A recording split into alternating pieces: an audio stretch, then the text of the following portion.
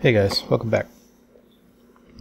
Okay, what we're going to do in this episode is we're going to talk about the design of our dynamic lights, and specifically what I'm going to talk about are the torches. However, we'll apply the same methodology to pretty much all of our lights.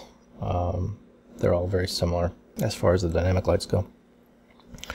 I might touch on how this ties in with our static lighting system, which is basically none. But I'll talk about that towards the end if I remember. I didn't write it down on my notes, so I might forget, so forgive me. This is not meant to be a tutorial on how to use Unity or how Unity works and all that, but there is some stuff that I'm going to have to go over so that we're all on the same page as far as what Unity does. And how it affects our lighting system. So what I want to talk about first off is why we're having to go through such pains with the lights. Why is lighting us such a big deal? Unity, and I think most game engines, let's see, let's get my pen out here, use a formula called Quadratic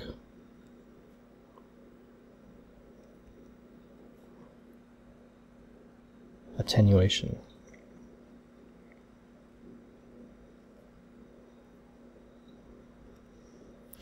To calculate fall off. And what does that mean? That means the intensity of a light at a particular distance from the light source is equal to 1 over d squared. Okay. Now that top value might be different. I think a lot of game engines, and Unity included, modify that top value. This is what the intensity of a light really does do in the real world.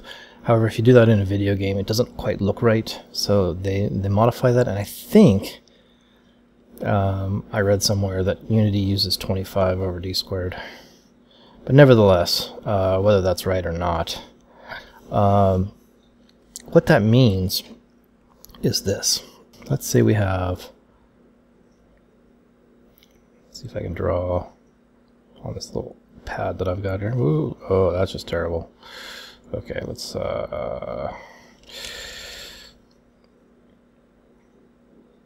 get rid of that.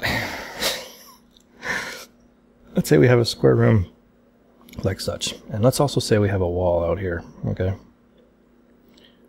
there's a wall back here, and you're standing in this room. Okay, so there's you, and you're kind of looking this way, right? And there's a light right here. Now, as the designer, we want this light to light this room, so we might set the range of this light in such a way so that the light reasonably hits an area, kind of like, oh boy, if I can draw a circle on this thing, it's probably not going to do real well. Kind of like this, okay? Pretend that's a circle. Now, in reality, in order for the light to actually hit those walls and light them like that, you're going to have to set the range of that light way out here, okay? And also pretend that's a circle. Now, this wall is in front of this wall, but even if it wasn't, this light would barely have any effect on this wall. You probably couldn't see it. But nevertheless, that's the range you have to set in order for this light to look like it's lighting this area as a visual thing. So what does that mean? Well, it turns out that the number of times a particular mesh is drawn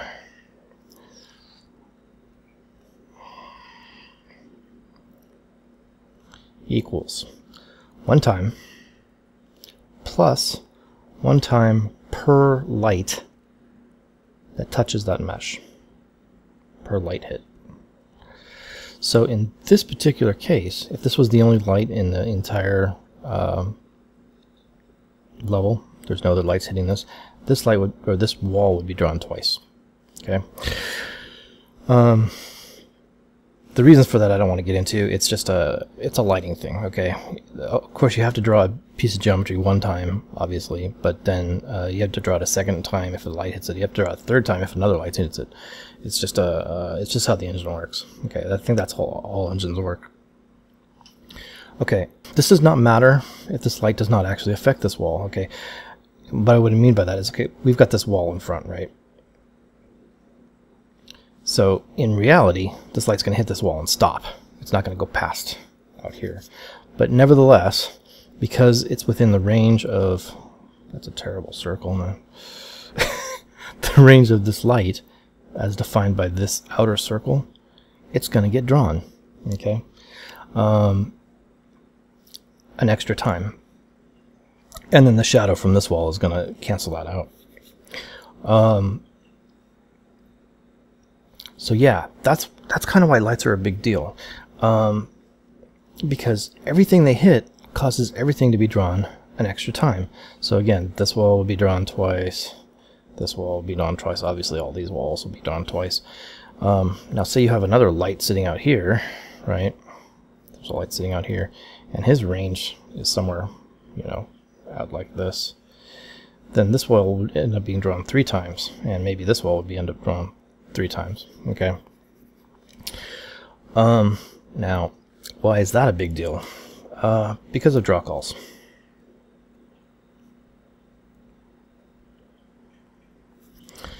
A draw call is what happens when the video card actually sends a mesh to the screen, okay? You have, in my experience, this varies a lot, guys, but approximately 1,000 draw calls to play with. And able to still maintain a decent frame per second rate. If you get higher than that, say you get to 1500, your FPS is going to drop down. So this right here is going to be at least 3 draw calls. You know, this is going to be 2 or 3 with those 2 lights. This will be 2 more.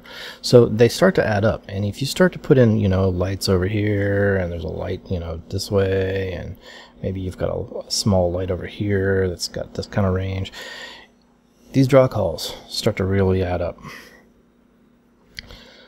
So that's why lights are a big deal, because they pad your draw count rate, right? The other kind of related to that, let's say I have a long mesh, okay? This mesh consists of, say, 2,000 tries. In fact, let's not even use tries. Let's use 2,000 vertices. Okay. And let's say we have a light here, and this is, you know, maybe this is a long corridor, and so here's another 2,000 vertices down here. And we've got a light here. And just down this corridor, we've got a series of lights still up, just to light the corridor up, right?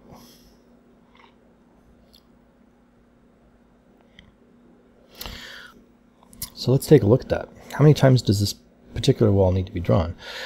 Walls are drawn, I shouldn't just say walls, but any mesh is drawn as a group. So if this is a single mesh, this entire 2,000 vert wall, and assuming all, what have I got here? 1, 2, 3, 4, 5 lights. Assuming all 5 lights hit that wall, this wall has to be drawn 6 times. And 6 times 2,000 is 12,000 verts. And another 12,000 verts down here. Okay. Well, that's terrible.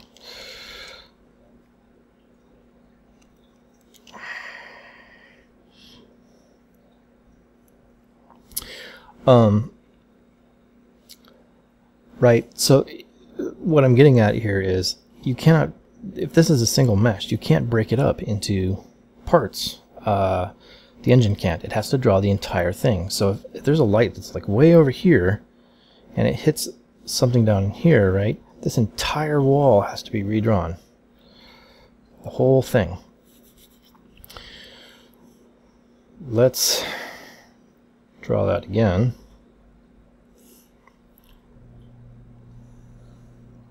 Only this time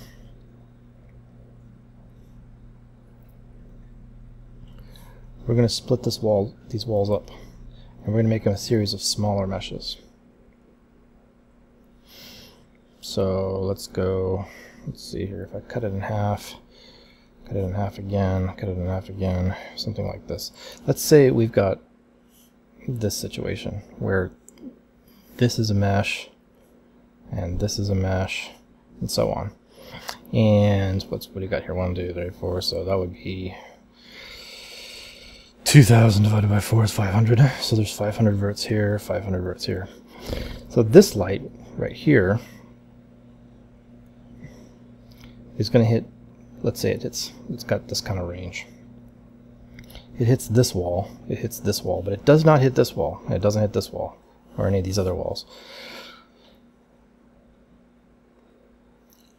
What you've done here is you've saved yourself 1500 verts just from this one light. And so on for the other lights. Okay. So again, this light might hit this range, so it's going to have to redraw these walls, but it won't have to redraw all these walls. So you'll end up drawing a lot fewer vertices, which ends up giving you a lot fewer draw calls.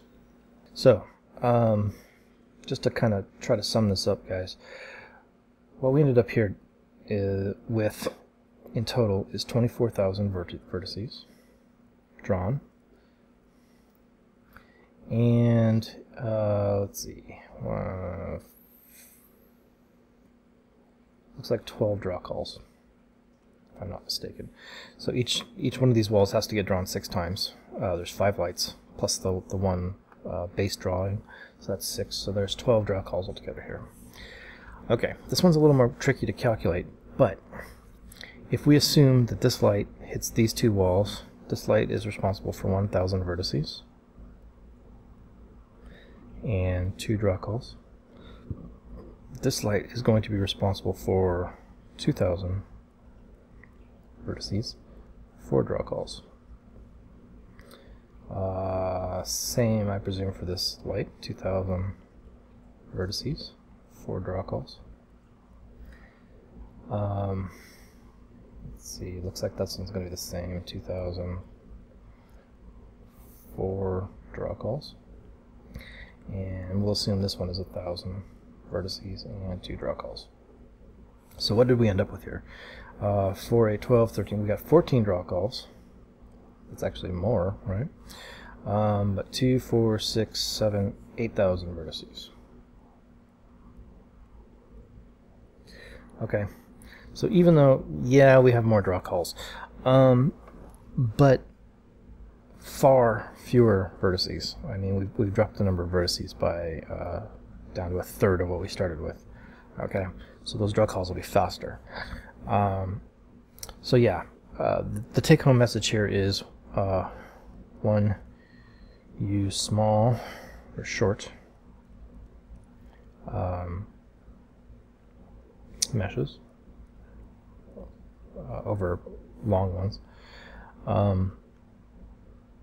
And 2, keep your lights,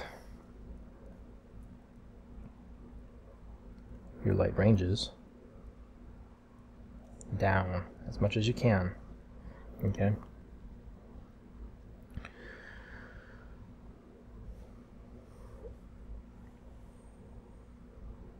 All right.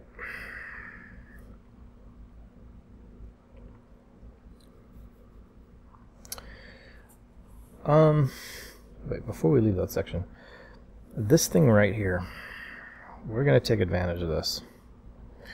What this means is the further away you get from a light, the less intense it looks, the less bright it looks, right? We're going to use that to our advantage. So, let's say we have a light right here, okay? And I wonder if I can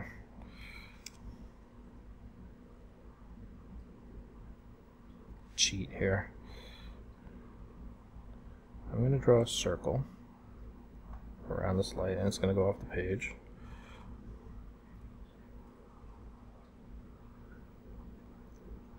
That's okay.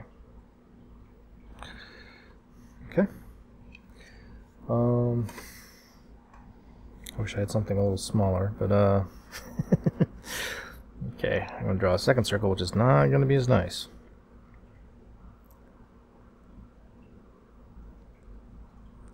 The first one I used a CD. In fact, well, no. Right, I really need something that's more uniform. This is not going to work unless I actually have reasonable circles. The circle's going to be too small, but that's all right. Okay. Let's assume those are concentric circles around that point. They aren't, but let's presume they are.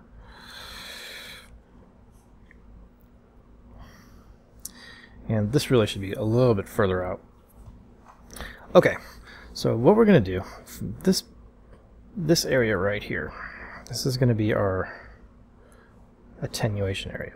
So outside this circle, this light is going to be off. Okay, because it's going to be too far away, you're not going to be able to see it. So there's no point in the light being on, causing extra draw calls. You know, even though you might be out of range of the light, this light might hit a wall that you can see, which will cause that wall to get drawn extra times, even though you can't see the light. Nevertheless, it will cause extra draw calls on that light. So we're going to put a trigger on this light, and this is what this is. This is the trigger.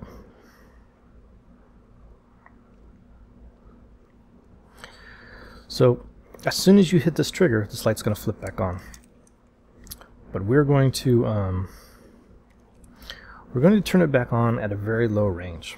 Basically, when you're standing out here, the range on this light is going to be very, very short.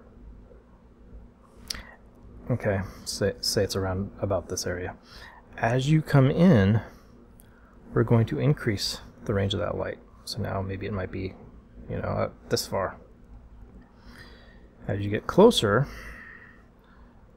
we're going to increase the range further. What this is going to do, guys, is it's going to make the light appear to get brighter as you get closer towards it. Okay.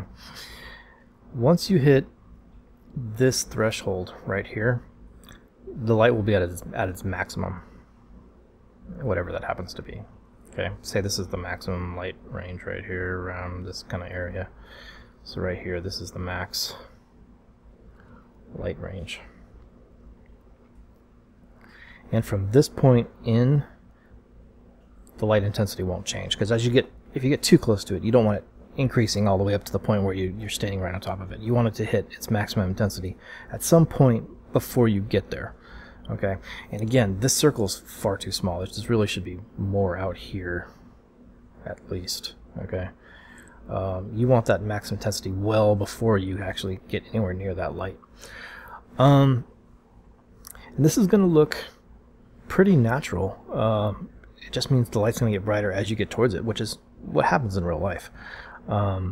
This would happen in the game anyway. We're just going to accentuate that effect.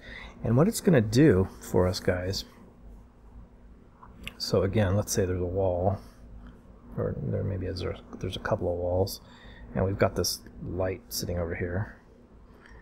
Okay, and you're like somewhere over here, you're pretty far away from this light, and the light range is sitting out here. It's not going to affect these walls, right? But as you get closer and the light range increases, say we get out here, right, it's going to hit this wall and cause this one to have an extra draw call. So then now you got +1. Okay, And as you get just maybe we hit the max light range right around here, and it hits both these walls. Okay, and now you've got kind of these walls lit up, and you can see them from where you are. So now this will be +1. So now, of course, these will have to get drawn extra times, but that's okay because you're close enough to the light that it's going to matter. Okay, if you back off and the light range goes back down again, you'll lose this +1. Maybe this one will stay, and then as you get out here and it gets down into here, you know, it's not hitting anything, so it's not causing any extra draw calls. And as you get further out, it actually just shuts off, right? So that's kind of what we're going to do to optimize the lighting system, or at least part of what we're going to do. Okay. So in addition to that,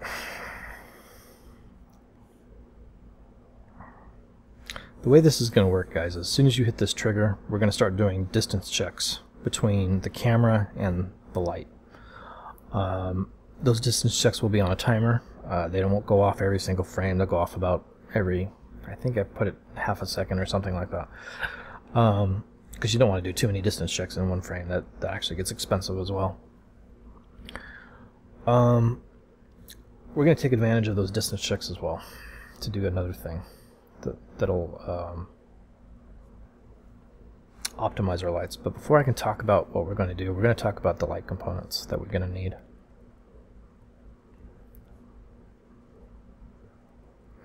What actually makes up a light?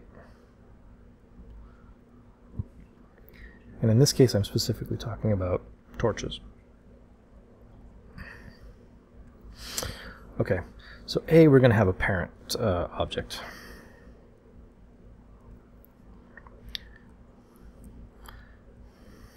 Okay, obviously this is going to have a transform element.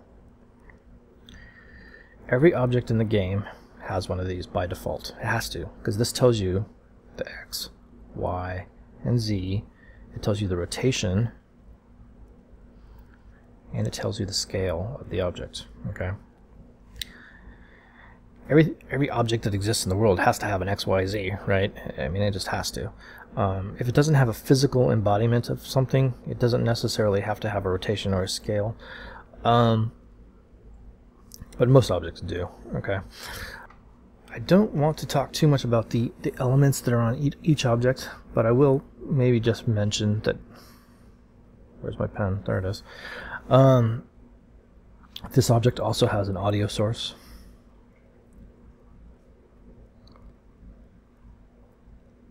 SORCE, which is the fire sound.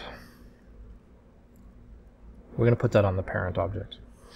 Okay, underneath the parent object, there's going to be some children objects. Okay, there's going to be a series of LODs. LOD stands for level of detail. Again, I don't want to get too much into tutorials on how Unity works and stuff, but for those of you that don't know, these are the meshes. Okay, this is the actual physical. I say physical. This is a game, but this is the thing that is drawn on the screen, and there's going to be 4 of these, and which one is drawn depends on how far away you are from the torch itself. So you've got LOD 0, LOD 1, LOD 2, and LOD 3. LOD 0, let me just check my notes here. LOD 0, guys, is 423 vertices. Okay. It also has a couple of UV maps associated with it, but I won't worry about that. LOD 1 is 300. Come on, pen. 330 vertices. LOD 2 is 207.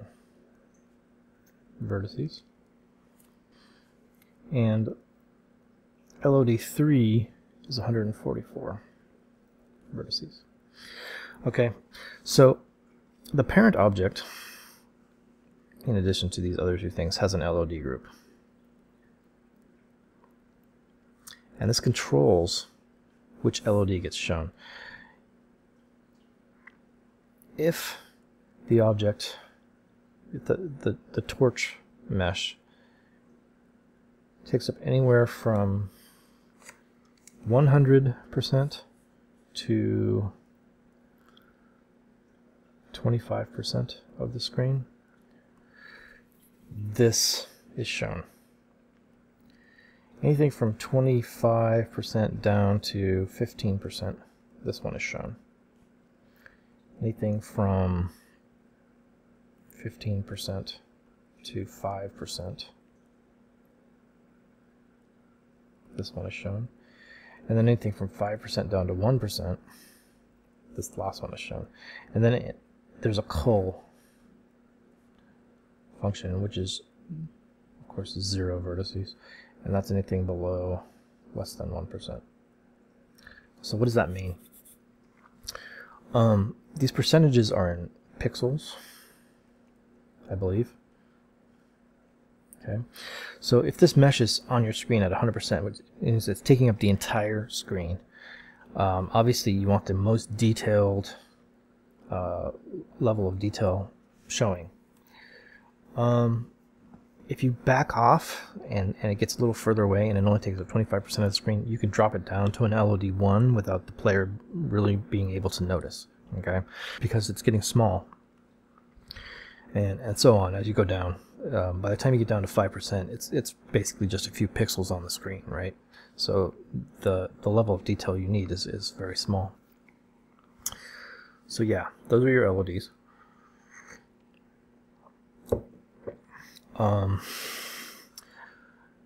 The next parent or the next child objects I'm going to talk about are the fire. This actually consists of 2 objects.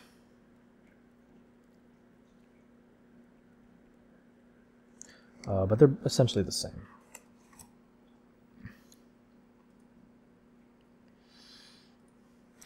Now what these are, guys, actually, in actual fact, these are particle emitters.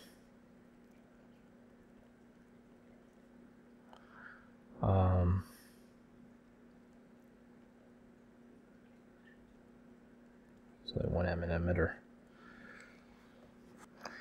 Now, these particle emitters actually have meshes attached to them.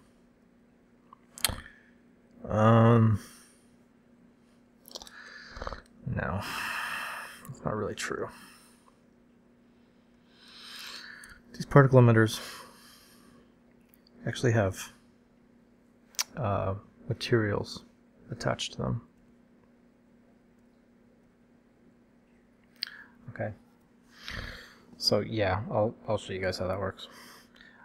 D.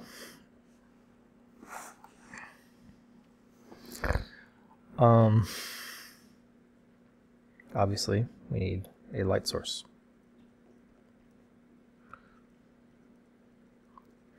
Okay, this fire is a visual thing. Okay, it doesn't actually produce any light. A light source is an actual light. This is a point light.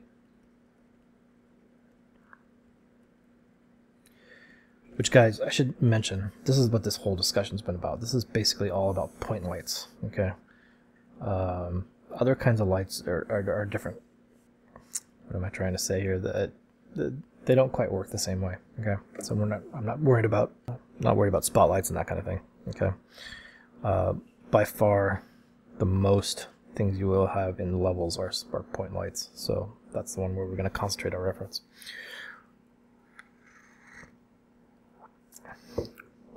Okay, in addition to that, guys, we're going to have smoke.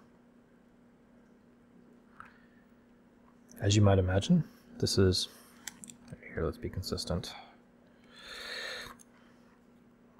This is a particle emitter, or particle system. It's a simpler material than the other one. If you don't know what I mean by materials, guys, okay, again, I'm getting into tutorial areas, but a material is a texture. At least one, possibly more. So we can put in an S here. It is also a series of shaders. And these are broken down into well, I'm not gonna get into that. Okay. there's a definite bunch of shaders that go along with this, at least a couple that go with each material. Okay, a shader is basically a small program that tells the graphics card how to display this texture. Okay, way back in the old days, you used to just have textures. Okay, this is in the days of Doom and whatnot. You'd put a texture on a mesh, and the video card would display that texture. Okay. However, now we've gotten much more complicated. We've gotten more sophisticated. Now we can run a little program that runs right on the graphics card that modifies the textures based on all kinds of different parameters. Okay, so that's what a material is. Okay, F.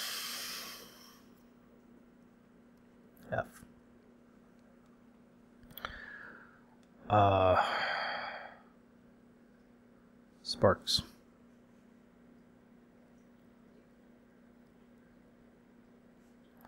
Okay, this is also a particle system. And this one, I believe, let me check my my system. This does have a texture on it, yeah, so.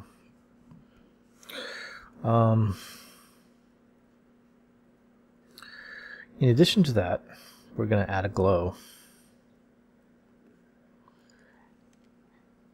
And again, I gotta check my thing. Yeah, that is using material as well. So you don't have to use materials with particle systems, actually.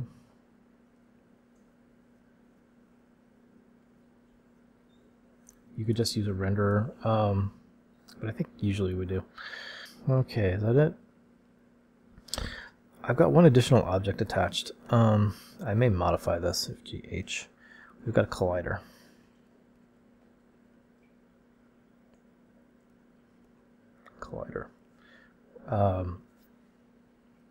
Which is a capsule. It's a capsule collider. So we've got our little torch, right? We've got this capsule sitting over the top of this torch, which is a collider, which doesn't allow the player to pass through the torch. Okay.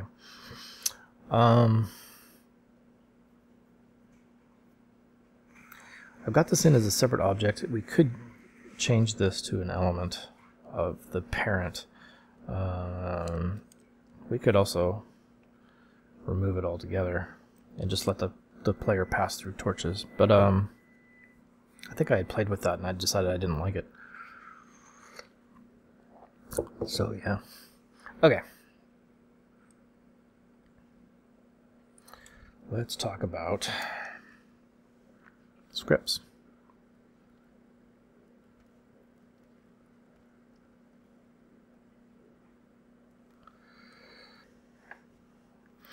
Okay. I don't want to get into too much heavy detail about the scripts yet. We will write them. But there's a couple that I do want to talk about. First of all, or at least kind of go over a little bit what we want to do. There's going to be 3 scripts attached to these torches. One is going to be a toggle. So we'll call it torch toggle. And the purpose of this script is to turn on, let's say off, since I started to write off anyway, and on the torch. Okay. Obviously, this is going to have a public variable called torch active.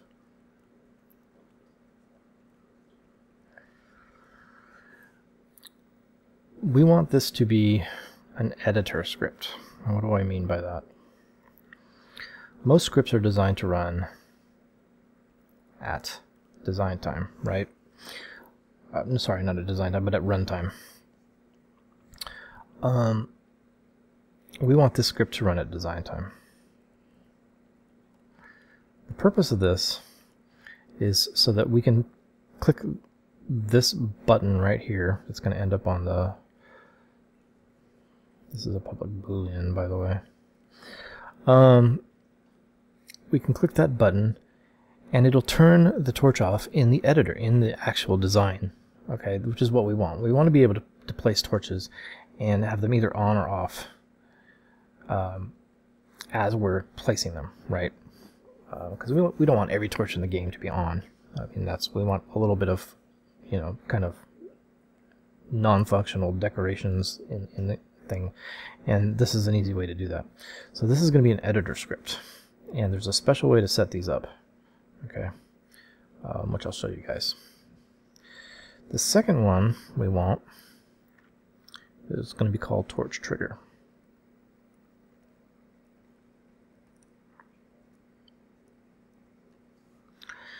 And this is going to control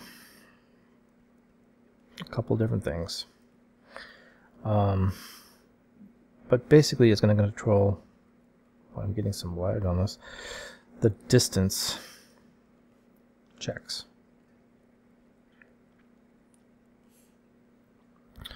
So it's going to control our light ranges.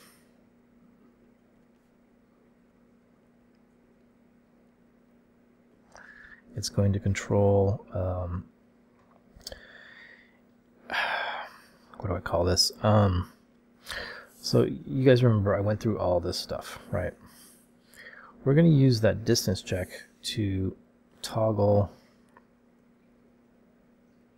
various torch components.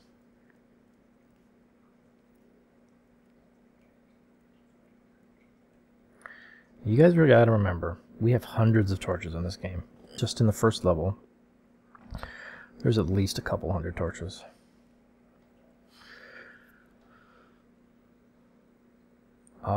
And we're not even done, like, setting them all up yet.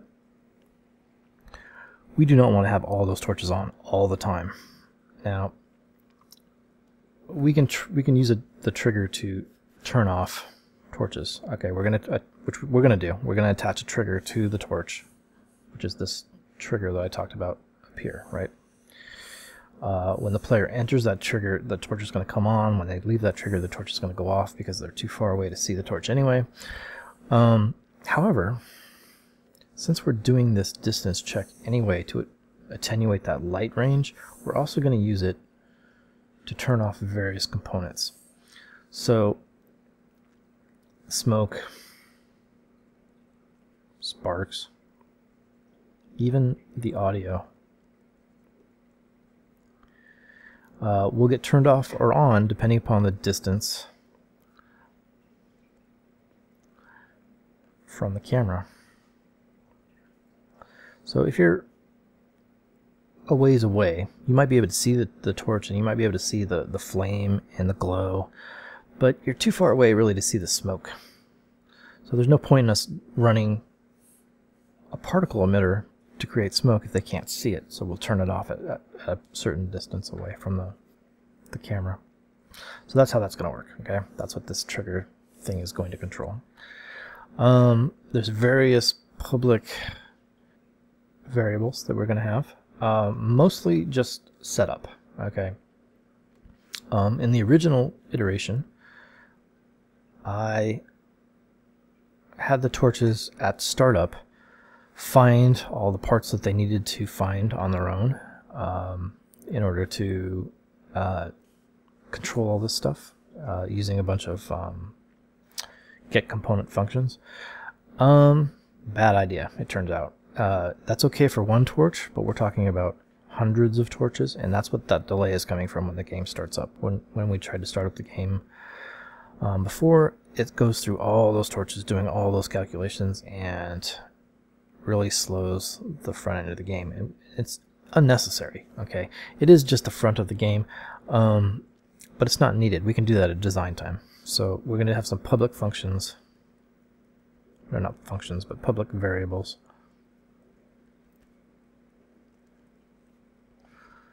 To set up components. Component references for the script references for script use.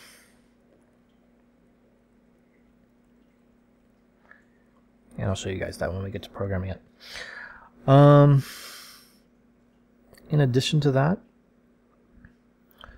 we're going to have some public float variables. We're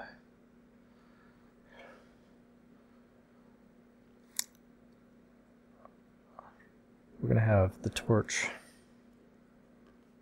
trigger radius. We're going to make this a public variable so that we can modify it directly in the engine at design time and be able to tweak it ourselves without having to go back into the either the component or the script itself. We can do it right in the engine. It's a useful thing to do. We're also going to have LOD radiuses. LOD radius 0, 1, 2,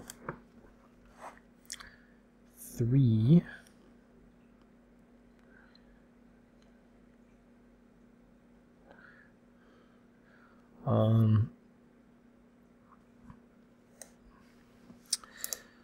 I'm also going to put in a public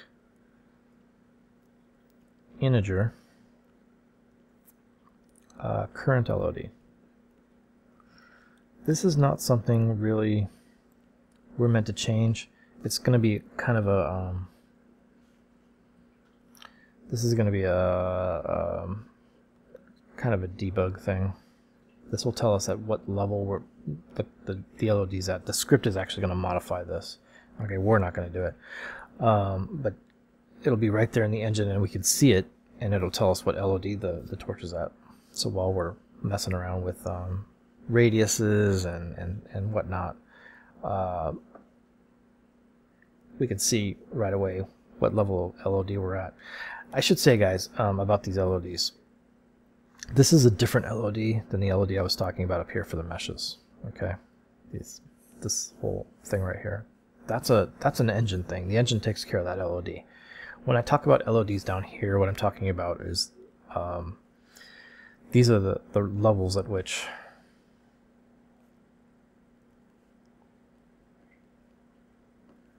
components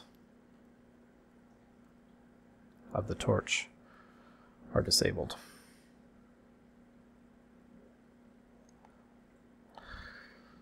So at LOD 0, everything will be on. At LOD 1, you might lose the smoke. At LOD 2, you might lose the smoke and the audio, and so on and so forth. Okay. Finally, guys, we want a public float distance check.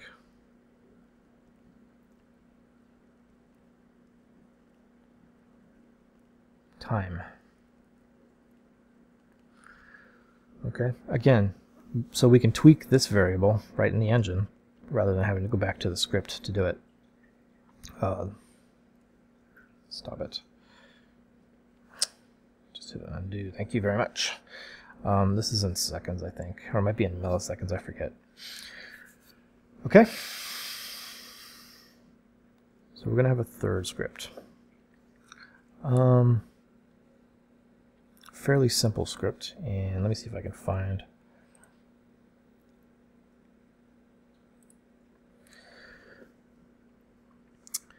Okay, so we're dealing with a fire here.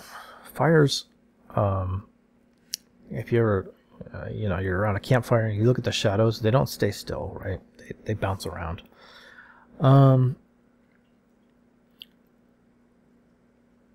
It turns out if you put up a torch and you don't bounce those shadows around a little bit, it looks really unrealistic. It looks like, somebody's put up a light, and we don't want that. So we're going to have a script called fire random light position. And all this is going to do is it's going to vary the intensity of the light. I shouldn't say intensity.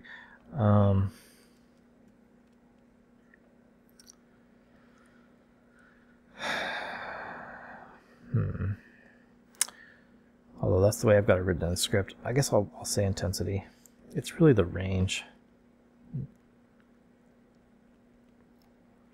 Say range. I think it's the range. I'll have to look at the script again. Of the light. So the light will go, we'll randomly go up and down.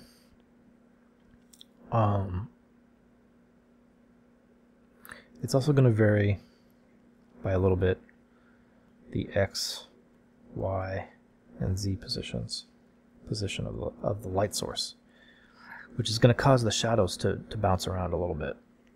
Okay. There's various public variables. I'll go over those when we start writing the script rather than putting them here. They won't make much sense right here. Okay.